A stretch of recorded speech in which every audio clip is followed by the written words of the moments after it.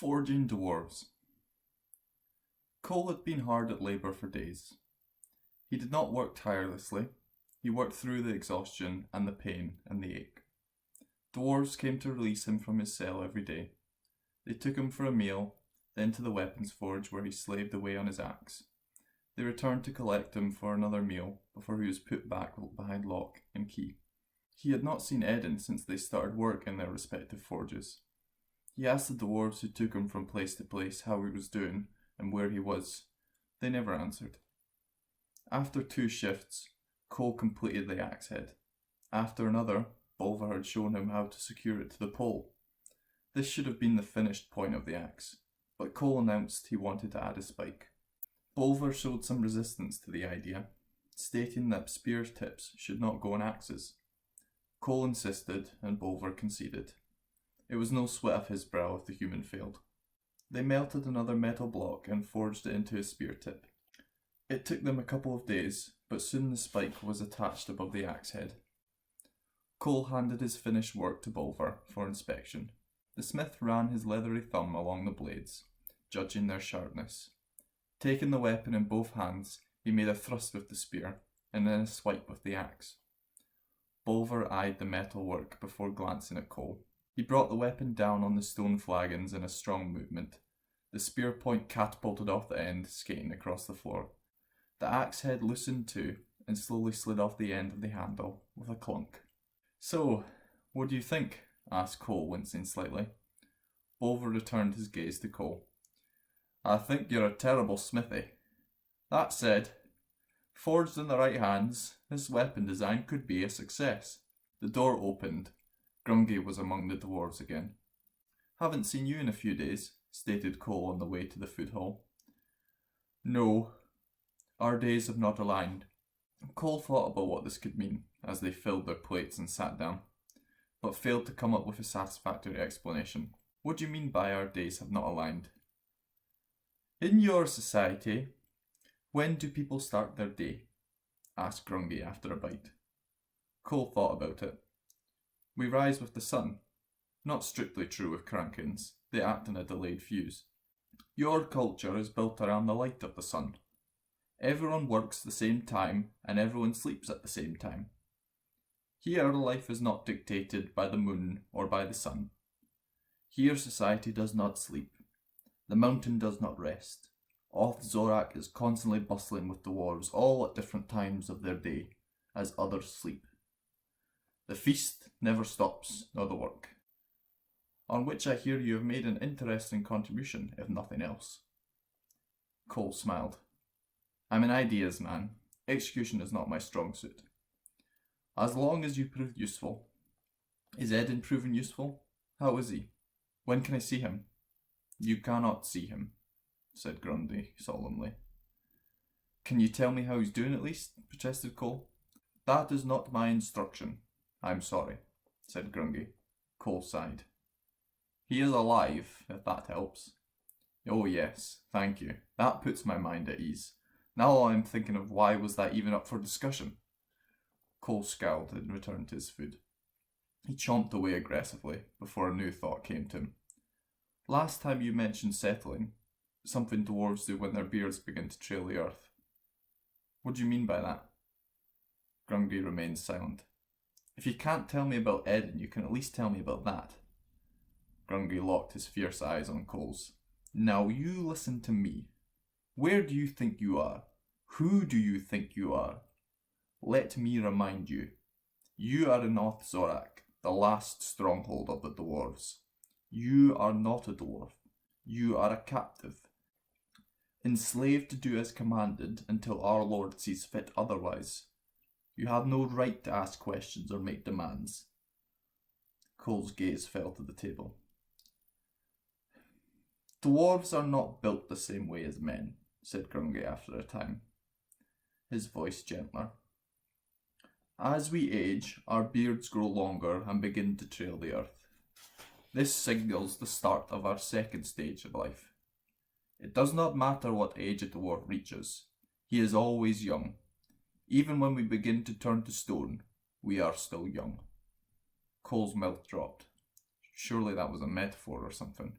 When a beard reaches the length of mine and starts to trail the earth, it causes the dwarf to enter his next life. We turn to stone. When the process is complete, we are no longer known as dwarves. We are golems. It was a lot to take in. Not the volume of information, but the preposterousness of it. Cole wouldn't believe it. He treaded carefully, fearful of angering Grungy. "Have you begun your transformation?" he asked. Grungy rolled back his sleeve. His arm was rock. From his hand up to the forehand was still pink flesh. At his elbow, it merged into rough stone. Grungy covered his arm once more. "It starts in our chest and spreads." He lowered his collar and shifted his beard to show Cole the stone creeping up his neck. "The change slows us, but it makes us immune to the goblins." "What do you mean?" "Immune to the goblins' venom. When they bite, their teeth clamp down and they inject it into their victims. But these foul creatures, their poison does not simply kill the host. One drop of the lethal substance contains hundreds of their larvae.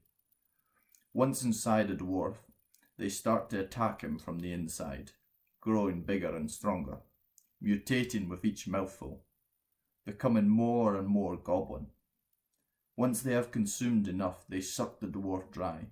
They burst forth and join their swarms. They will feed on animals once they hatch to continue to grow until they reach full size. This is how they build their numbers. To reproduce, they need a host for their young. They are a sick virus." Cole looked down at his plate, trying to bring himself to eat what was left. He pushed it away. "How do dwarves reproduce? I've yet to see a female among you." "There are no females. There are no males either, but it is simpler to translate to the race of men in this way. A golem is not our final form. Once the transformation to golem is complete, we leave dwarvish society in search of our final resting place. Life as a golem is short. Our limbs soon stiffen and we must find a place to settle before they freeze. A golem will look for a flat area of land with plenty of space, usually not far from the mountains. There he will stay. Time alone notices his growth, but eventually he merges with the ground into a mound, and then a hill, and finally a mountain." Grungy paused to allow Cole to breathe this in. "For most of us who reach this stage, this is the end of our saga. But for a Thane, this is only the beginning. You know what a Thane is, right?" Cole shook his head. "A Thane is the oldest member of their house, the firstborn.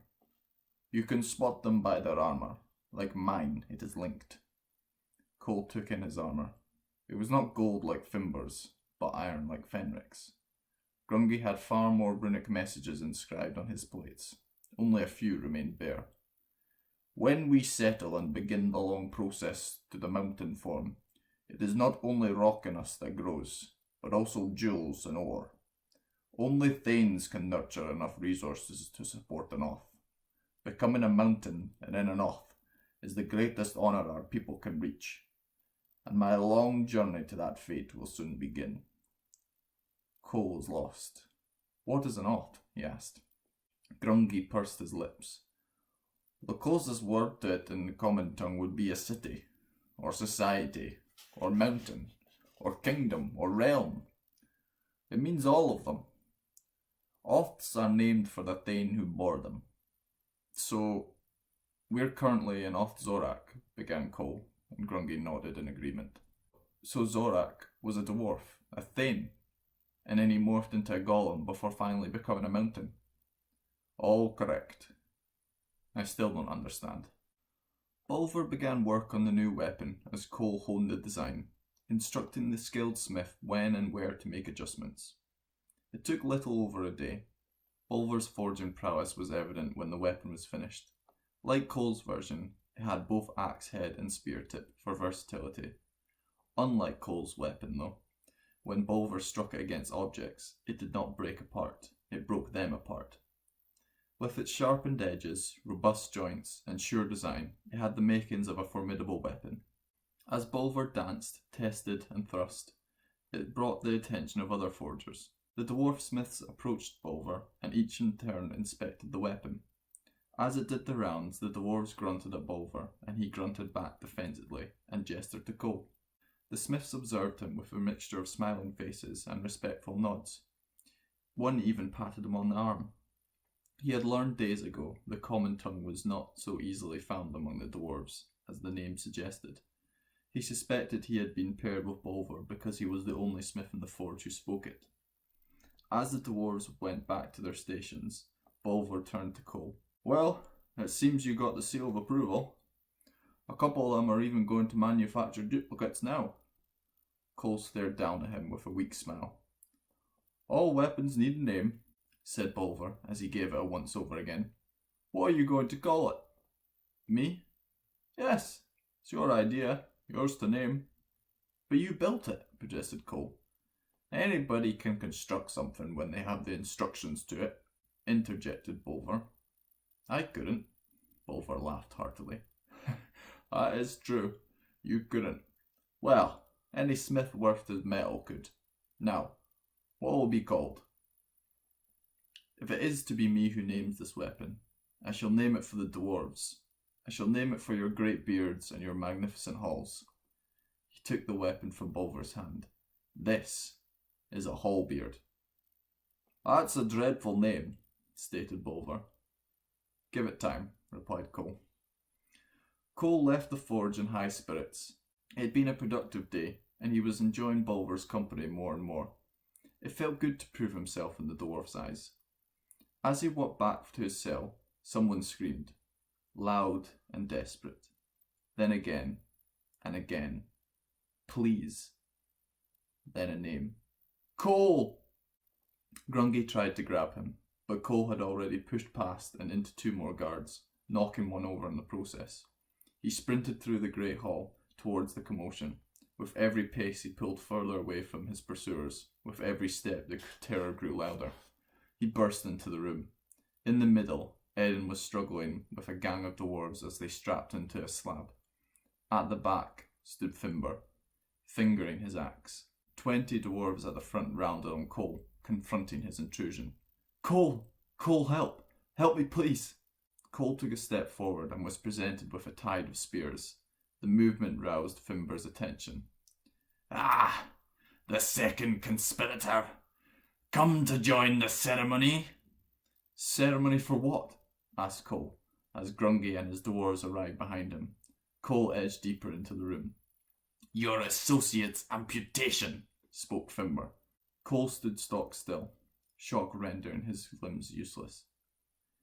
"He harboured goblins and carried them into our home in a scheme to undo our society." Cole stared through the guards at Fimber. "I do not believe they would have harboured the goblins intentionally to threaten us, my lord," said Grungy. Cole looked at him hopefully, but Grungy returned a grave face. "Nonetheless, the cut must be made." Cole met his eyes. "How can you say that, Grungy? What about mercy?" "This is mercy," thundered Fimber. "I told you, they grow inside their host. If we do not remove the leg, it will spread to the rest of him, and he will be lost," said Grungy, trying to rationalize the act. Cole did not see. Eden was securely fastened, and Fimber approached, tightening his grip on his axe. Eden whimpered at the sight of it. Cole tried to muscle his way through to Eden, but was pinned. "Keep him down," growled Fimber. He raised his axe above Eden, who struggled to break free. He tried thrashing left and right, but barely moved an inch. Fimber's arm trembled with anticipation. His hands jerked. The swing would have followed, but for the shriek. It was nothing like Eden's scream. This was primal and hungry. Fenwick rushed into the room. "My lord, the goblins, they've entered our Dvorak." Fimber lowered his axe. "That's not possible." "How?" "The collapse passage. They must have been working their way through for some time. My household were the first to encounter them. They're blocking the path now, but they won't hold them long." "To me!" Lord Fimber bellowed as he barreled out of the chamber. The dwarves followed in his wake, and the hustle faded out of sight. Fimber continued to shout. We will not fall today, brothers. I will not fall today. I am the Everlord. Together we will ensure it. Cole ran to Eden and started unbuckling him. His trouser had been ripped away to expose the festered flesh. Giant pulsating pimples coursed up his thigh. Cole could see the black hole in his foot where the poison had penetrated, where the goblin scum had entered. Eden winced but hobbled to the door, supported by Cole. There were no goblins in sight. No dwarves either. If they were going to escape, they could not be presented with a better opportunity. But there was no way out. No way of knowing which direction to head, which passage to take. The creators thought to hide back in the safety of their cells. If the goblins won the battle, they would find a way in. And if the dwarves won, they would still want to cut off Eden's leg. The roaring and the shrieking in the distance quickened. The thunder of feet approached. The dwarves came back into view. Hundreds of them, thousands of them. They sprinted between the columns of Othsorak to the doorway not far from the craters. The great wall of dwarves funneled into a room. A countless swarm of goblins threatened to overwhelm the rear guard. More dwarves passed through the door. Cole spotted Grungy amongst the fighters. He did not understand the dwarf's words. He did not understand the danger of Eden's condition. But he could see the leg was not right, and the dwarf had shown him kindness when he needn't do so. We need to help. Cole pressed ahead. When he turned, Eden was slumped against the wall. Come on! You've seen what the goblins can do. Yes, and I'm still dealing with the consequences from the last time I encountered them. Only a few dozen dwarves remained outside the doors now. Grungy commanded his household to get inside, but he did not follow. The Thane remained with the last of the dwarves, Fenric's household. Cole could see the hair of the fiery dwarf at the head of the fray, beating away droves of greenskins as the dwarves backed into the room. Behind them, the Everlord bellowed in his mountain tongue, "It is nothing personal, Fenric," and the doors slammed shut. The dwarves faltered, which would have been disastrous had Fenric not barked his orders and rallied the remaining warriors.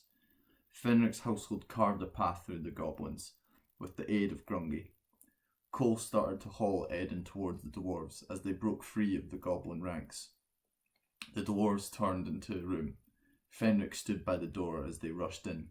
He saw the creators hobbling towards him and called into the room, and one of the dwarves came to guard the entrance as he raced to Cole and helped him support Eden to the door.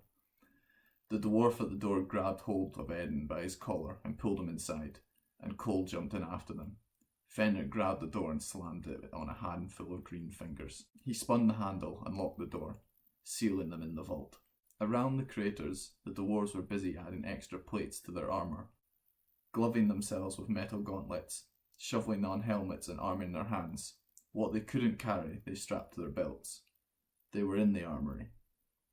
Fenric approached them. "We will not have full armour to fit you, but you should wear what you can find, and arm yourselves. You will need to fight." Fenric was right. There was no armour that Cole could get into.